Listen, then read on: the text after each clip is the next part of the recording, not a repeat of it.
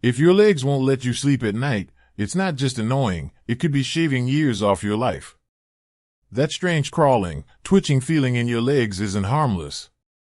In fact, a study from the American Heart Association found that people with untreated restless leg syndrome are nearly 40% more likely to die from heart disease. Every night your body fights to rest, but can't. Your brain, heart, and muscles miss their chance to heal. And over time, that quiet damage builds. What starts with a little leg discomfort could lead to memory loss, high blood pressure, even stroke. But here's the good news, you can fight back, and it starts with what you do today. Let's take a moment to talk about something most people brush off far too easily. You lie down at night, ready for sleep, but your legs feel like they're full of static. A buzzing. A crawling. A deep, irritating itch that isn't on the skin, it's inside your legs. So you get up. You stretch. You pace. Maybe you try rubbing your calves, or throwing the covers off. Maybe you're even tempted to take a sleeping pill and hope it knocks you out. But the next night, it's back. And the next. And it's not just costing you sleep. It's draining your energy, your mood, even your health. You see, most people think restless leg syndrome is just an inconvenience. Something odd that happens with age. But what they don't realize is that it's often a warning sign. A signal from the nervous system that something deeper is off balance. And if we ignore it, we risk more than just a restless night. We risk poor memory, high blood pressure, increased heart risk, and a weakened immune system, all from missing out on the deep, restorative sleep your body depends on to stay well. I've seen patients in their 70s who thought they were just getting too old to sleep well. But when we took a closer look, adjusted a few things, they got their nights back. Not overnight, but steadily, naturally. No pills, no complicated devices. Just a few changes that calmed their nervous systems and allowed their bodies to rest again. And that's what I want for you. So let's start where I start with every patient who walks into my office struggling with restless legs. We begin not with medication, but with something much more powerful, a routine.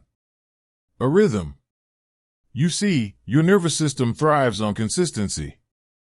Just like a conductor leading an orchestra, your brain needs to know when it's time to slow things down for the night. When you go to bed at different times each night, say 10 p.m. one night, midnight the next, it's like throwing off the whole rhythm of the body. Signals get crossed. Hormones get mistimed. And in someone with RLS, that chaos in the system often shows up as leg discomfort. So the first step is this: go to bed and wake up at the same time every day. Yes, even on weekends. I know it doesn't sound like much, but I can't tell you how many people I've seen get better just by doing this. The body loves rhythm. And when it learns your rhythm, it responds. But rhythm isn't just about time. It's about environment too. Your bedroom should be a space that says to your brain, you're safe now. It's time to rest. That means a cool, dark, quiet space. According to sleep researchers, temperatures between 60 and 67 degrees Fahrenheit help trigger the body's natural sleep mechanisms. And quiet matters more than most people think. Even subtle noises, a hum from a TV, a buzz from a phone, can keep your nervous system on edge. One patient of mine, a retired librarian named Clara, used to fall asleep with the TV on. She said it kept her company. But her legs would act up every night. Once we replaced that noise with soft white noise and dimmed the lights an hour before bed, her symptoms began to ease. That little change helped her brain shift out of stress mode and into sleep mode. So before we jump into pills or treatments, I always say, start here. Create the kind of sleep environment your brain and your legs can feel safe in. Because that's when healing begins. In the next part, we'll talk about movement and why not all exercise is created equal when it comes to calming restless legs. You might be surprised to hear that sometimes, too much activity can make things worse.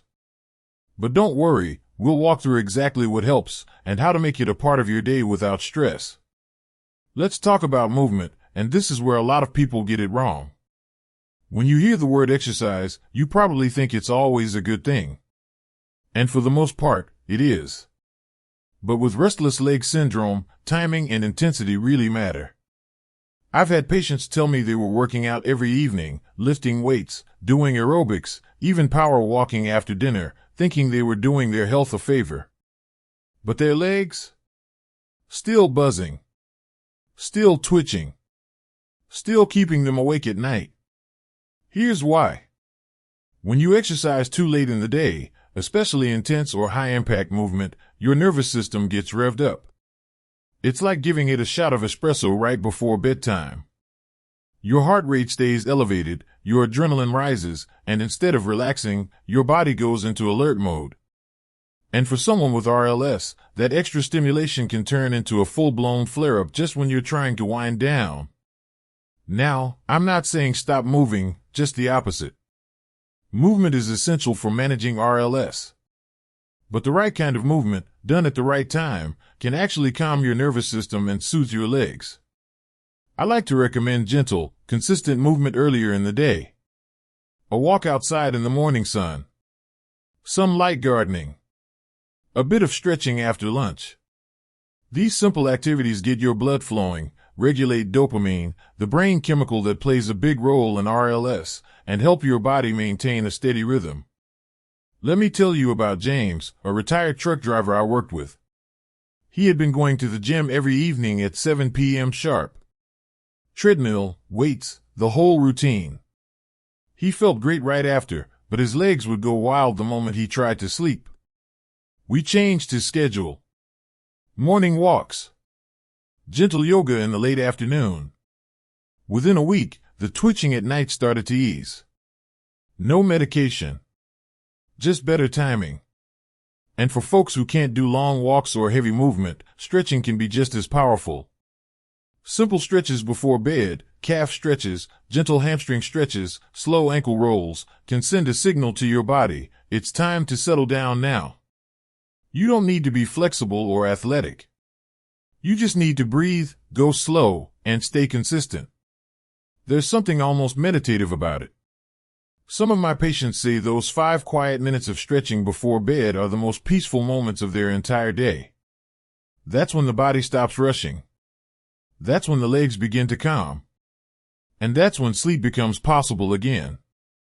In the next part, I'll show you one of the simplest, safest ways to quiet restless legs in the moment, something your grandmother probably used and science now supports. And it might just be waiting in your bathroom cabinet or freezer. Let's talk about one of the oldest remedies in the book, and one of the most effective. Heat and cold. Now I know it might sound too simple to be real medicine.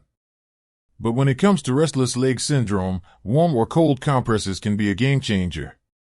I've had patients who were skeptical at first. You mean a heating pad is supposed to stop this buzzing in my legs? And I get it. It sounds old-fashioned. But here's the thing, it works. And the science backs it up. Let me explain.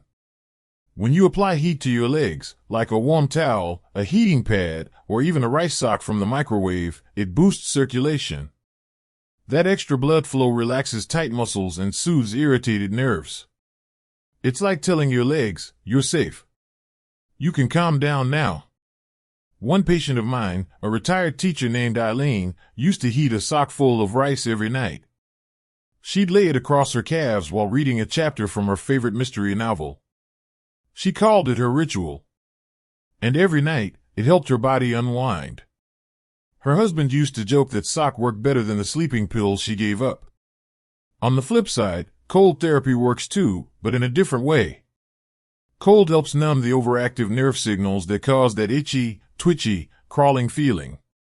A gel pack from the freezer, wrapped in a towel, placed behind the knees or on the calves for 5 to 10 minutes, it's like hitting the mute button on your legs. For some people, that's all it takes to fall asleep again. And if you're not sure whether heat or cold is better, try both. Alternating between warm and cool, called contrast therapy, can confuse the nerves just enough to reset their signals. It's gentle, it's safe, and it's something you can do right at home. No prescriptions. No pharmacy trips. Just you, your body, and a little bit of comfort. Quick safety note, Don't fall asleep with a heating pad on. And don't put cold packs directly on the skin. Always wrap them in a cloth to avoid burns or frostbite. This isn't about chasing a cure. It's about giving your nervous system small, steady messages that say, you're okay. You can rest. For some of my patients, those few minutes of heat or cold are the difference between tossing all night and actually sleeping through it. In the next part, we'll dig into something most people overlook: stress. Not the kind you can always see or measure, but the kind that keeps your brain buzzing and your legs moving when all you want is rest. And I'll show you a few ways to calm the mind so your body can follow. Now let's talk about something that might not seem connected at first, but trust me, it is: your stress. When I sit down with patients who have restless leg syndrome, one of the first things I ask them is, what's going on in your life right now? And you'd be surprised how often their symptoms flare up during periods of stress, sometimes even when they don't realize they're under stress. See, the brain and the body are more connected than most people think. Your nervous system doesn't just react to physical things, it listens to your emotions too. So if your mind is busy racing through worries, frustrations, or even just long to-do lists, your body picks up on that. And for people with RLS, that internal tension often shows up in the legs. I remember a patient named Lorraine. Sweet woman, in her late 60s, taking care of her husband after his surgery. She was exhausted, juggling doctor's appointments and household chores. Every night, her legs would come alive. She thought it was just getting older. But what was really happening? Her body was carrying stress she hadn't processed. Once we helped her carve out 10 minutes each night to unwind, with deep breathing, a hot bath, and writing in a simple notebook, her symptoms began to settle. That's the power of calming the nervous system. And you don't need fancy equipment to do it. You just need a few quiet minutes to shift gears. One of my favorite tools? Deep breathing. Just a few slow breaths, in through the nose, hold, then out through the mouth, done 10 times. It may sound too simple, but it sends a clear message to your brain: you're safe now. You can stop bracing. And when the brain calms, the legs often follow.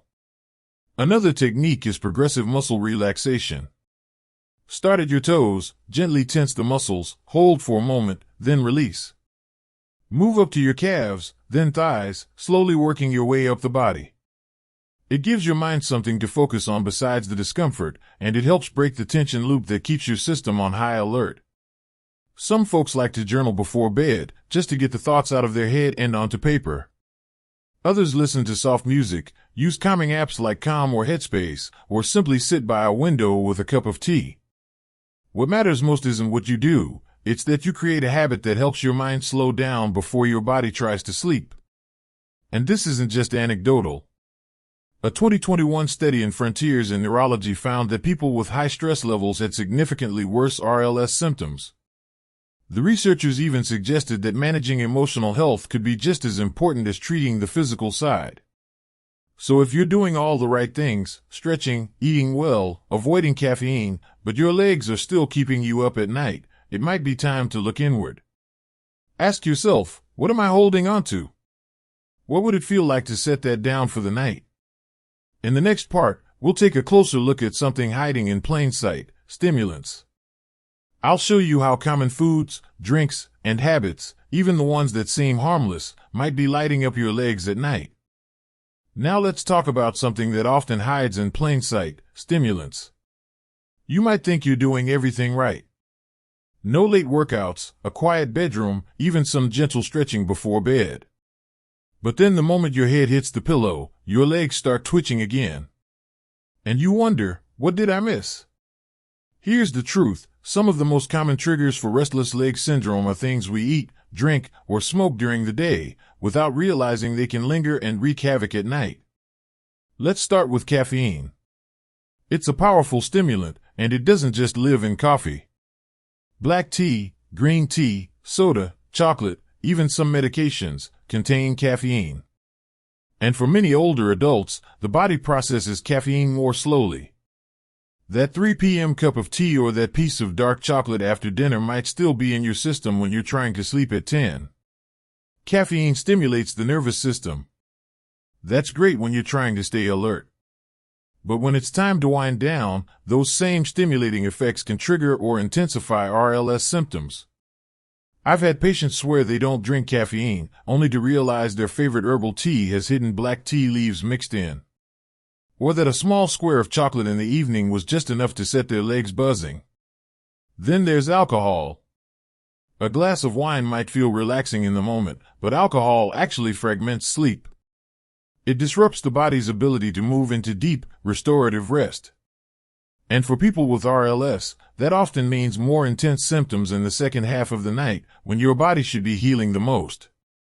I had a patient, George, a retired jazz musician, who swore by his evening brandy. "Puts me right to sleep," he said. But when we looked closer, it was the brandy that kept his sleep light and shallow, and his legs constantly moving. We tried a few nights without it, and the difference was immediate. His body was finally able to rest. And we can't forget nicotine.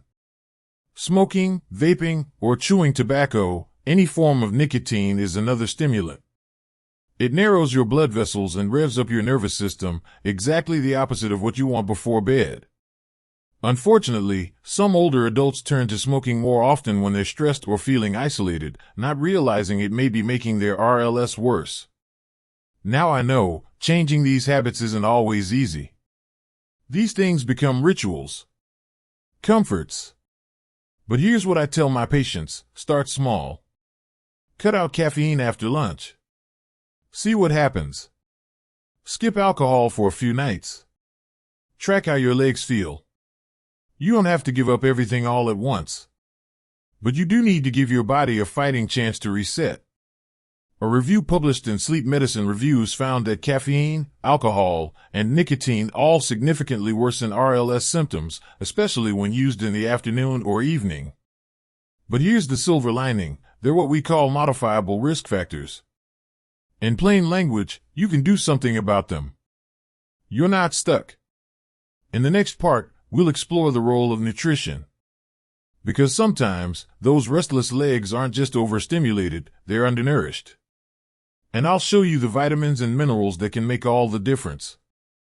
Now let's talk about what your body might be missing, because sometimes, those restless legs are your nervous system's way of crying out for help.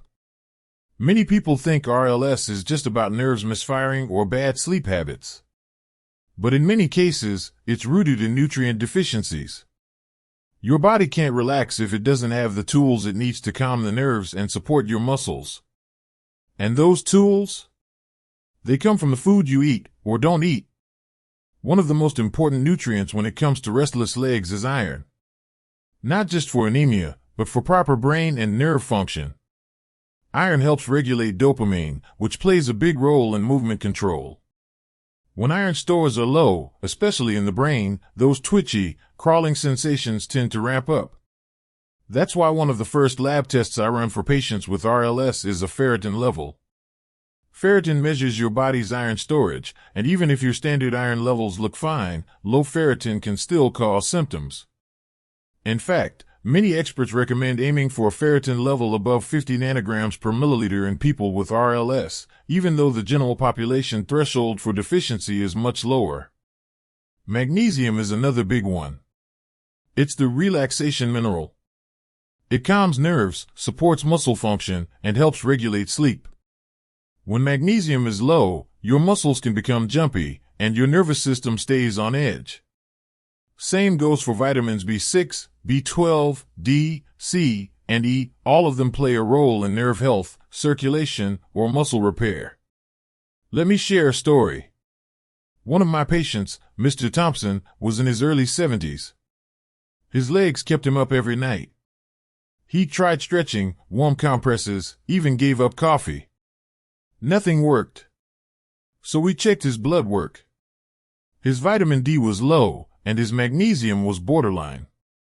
We didn't jump to high doses, just a gentle, well-rounded supplement and some dietary tweaks. Within a month, he told me, "Doc, I finally slept through the night without kicking my sheets off." Now, I always say this: don't run out and buy every supplement you see on a shelf. Some vitamins, like iron, can be harmful if taken when you don't need them. Too much vitamin D can also cause problems. Always talk to your doctor first. A simple blood test can show you exactly what you're missing and guide you towards safe, effective support. That said, food is still your best medicine.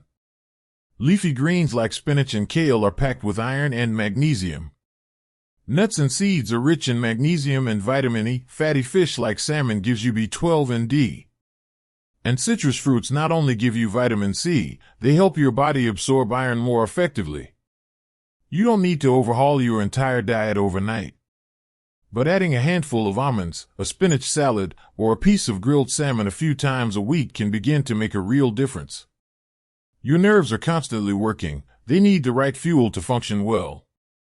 In our final part, I'll tie everything together and leave you with a few parting thoughts about what it really means to take back your nights and how small steps, taken consistently, can turn restlessness into real rest. So, where does all this leave us? If you've been struggling with restless legs night after night, feeling like your body has a mind of its own, I want you to remember this: it's not all in your head, and it's not something you just have to live with. Restless Legs Syndrome is real.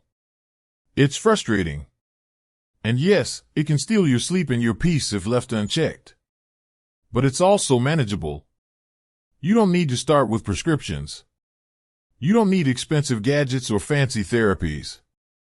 What you need is understanding of your body, your routines, your triggers, and your needs. Because when you start giving your body the right signals, when you create a calm sleep routine, get the right kind of movement at the right time, use warmth or cold to soothe your nerves, manage your stress, limit hidden stimulants, and nourish yourself with the right foods and nutrients, your body responds. Maybe not overnight, but it listens. I've seen it time and again. Patients who couldn't sleep for years suddenly rediscovering what it feels like to drift off peacefully.